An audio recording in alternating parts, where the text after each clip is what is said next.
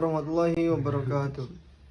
Kami dari kelompok 7 akan menjelaskan tentang tasawuf Imam Al-Ghazali yang beranggotakan saya sendiri yaitu Faisal Nur Rahim dengan NIM 2211-341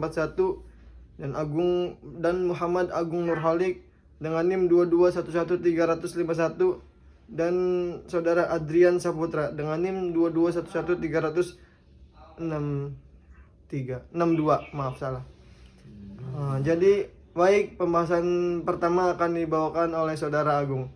Kepada saudara Agung dipersilahkan. Perkenalkan, nama saya Muhammad Agung Nurhalik, NIM 2211-351. Di sini saya akan menjelaskan tentang akhlak tasawuf Imam Al-Ghazali. Tasawuf Imam Al-Ghazali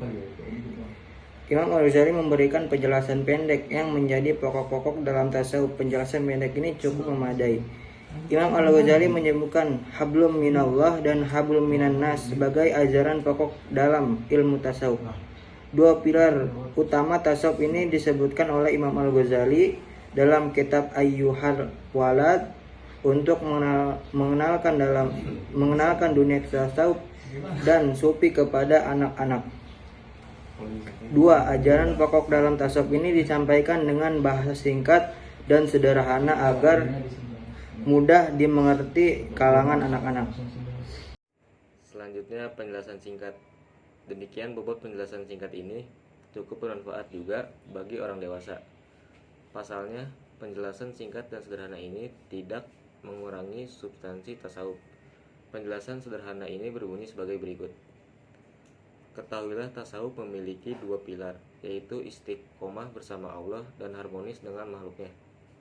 Dengan demikian, siapa saja yang istiqomah bersama Allah Subhanahu wa Ta'ala, berakhlak baik terhadap orang lain dan bergaul dengan mereka dengan santun, maka ia adalah seorang sufi. Meneruskan materi dari saudara Agung dan saudara Rian. Istiqomah bersama Allah baik secara batiniah dan lahiriah, menurut kebulatan hati dan kesatuan perbuatan yang sesuai garis agama Islam. Sedangkan interaksi secara baik dengan empati terhadap makhluknya merupakan sisi lain tasawuf yang sulit dipisahkan dari yang pertama, yaitu istiqomah. Tasawuf bukan semata persoalan lahiriah, yaitu soal jubah, sorban, biji tasbih, ridho hijrah, dan selempang di bahu. Jadi tasawuf atau yang disebut dengan orang sufi itu bukan persoalan lahiriah. Contohnya yang berpakaian jubah, yang selalu membawa tasbih, yang berpakaian sorban, itu bukan termasuk orang tasawuf ya, bukan termasuk orang yang sufi, bukan termasuk orang sufi. Karena sufi adalah utusan dari Allah Subhanahu wa Ta'ala langsung.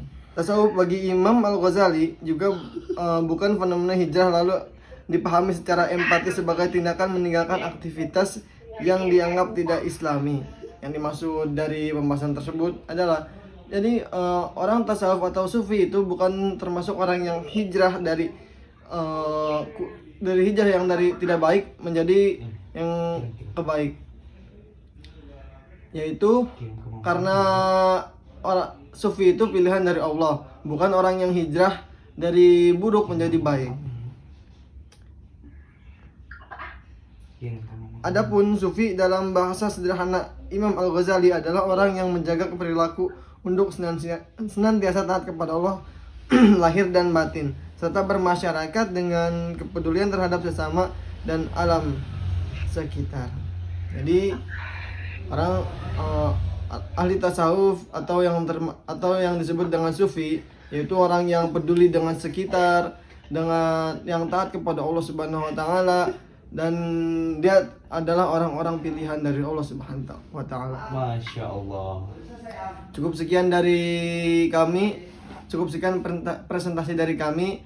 Kurang lebihnya mohon maaf. Semoga dipahami dan dimengerti. Nggak mau. Wassalamualaikum warahmatullahi wabarakatuh.